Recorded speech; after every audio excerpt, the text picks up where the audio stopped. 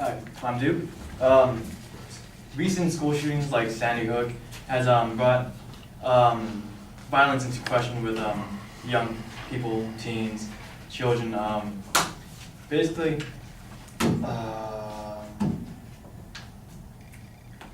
one of the major arguments of why teen violence is so prominent is because of video games. Now, video games, I don't want to say they're the cause of violent people and killers, but they do have an effect on how we behave, aggressiveness, and self-control. And how they affect us this way is they do increase aggressiveness subconsciously by making us have less self-control over ourselves. And it is more effective than any TV, any movie out there that anyone could watch or see for themselves. Now, my first claim, how video games cause people to be more aggressive, is done in research called psychological science in 2001, where a group of researchers, they tested a group of children who play, I believe it's Mortal Kombat, and another group of children that play a non-violent video game. Now, the kids who did play Mortal Kombat, with all the gore, the blood, they experience a fight or flight syndrome. That's, if you guys don't know what that is, that's a scientific term where your heart rate increases, your blood pressure increases, you are more prone to be more reactive, you're not as self-aware as you could be, you don't really think as well or as deeply. And also, in another study, college students, these are 18 plus year old people, they are also tested playing, I think one was Need for Speed and another was playing a shooting game. And what those students did, the ones who they were pit in a head-to-head competition. Whoever had a faster reaction time got to do an audio burst or yell to the opposing loser. The kids who did play the violent video games, they had the longer and the louder yelling competition, or I guess, yes, competition. And so this is where it links to my second claim, where video games makes us lose or have less self-control over ourselves. Now, when you play a violent video game, there's an increase in activity in the amygdala.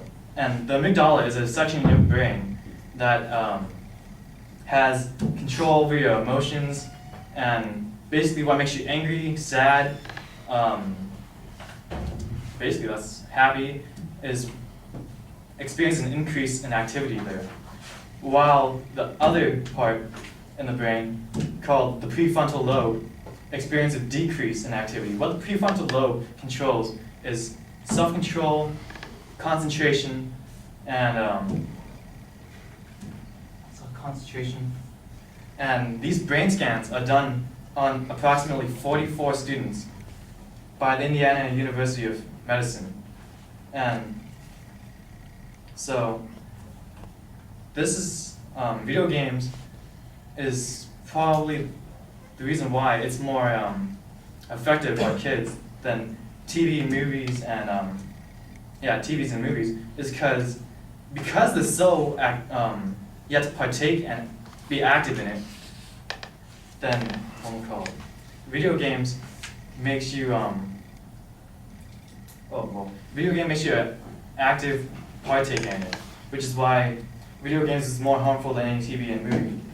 Because you're an active partaker while playing a video game, you are more likely to identify yourself with what the video game character is.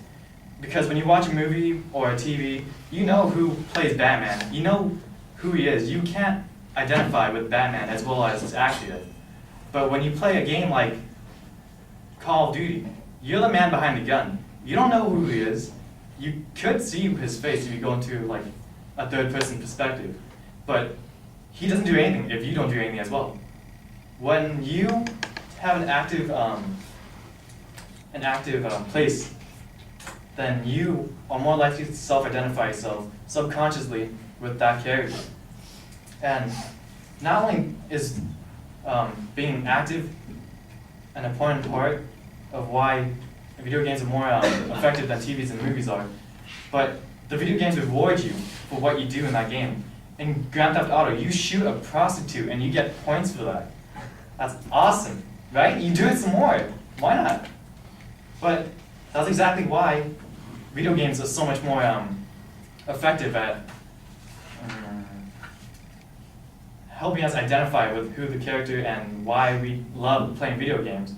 And basically, that's why video games are the cause of aggressive and violent behaviors. And that's basically the end of my speech.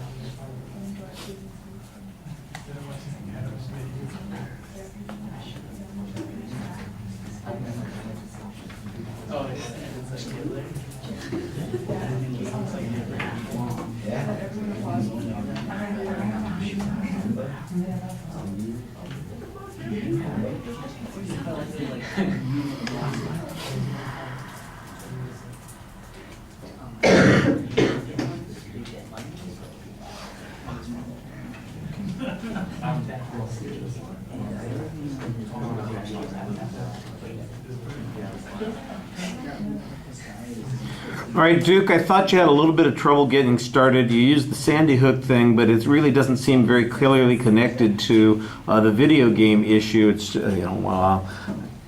I'm not sure if anybody's made that affiliation or association or not. If they have, then I think you should cite that more directly. I know what your subject is, but I couldn't really tell what the claim was at the beginning of the speech. At the end of the speech, you're a little bit more specific in saying that it does, in fact, have an influence. At the beginning, you're very shy or hesitant to make a declarative statement about what your position on this is, and I thought that that was problematic. The secondary points are also not very clearly labeled at the beginning of the speech, and so that's also a little bit problematic. I know that the subject matter is relatively controversial, so and of course I've heard these issues before, so I know generally what you're talking about, but you need to make the argument, and listening to this particular speech, I think it's much more descriptive of what people say about this than it is making an argument about these particular things.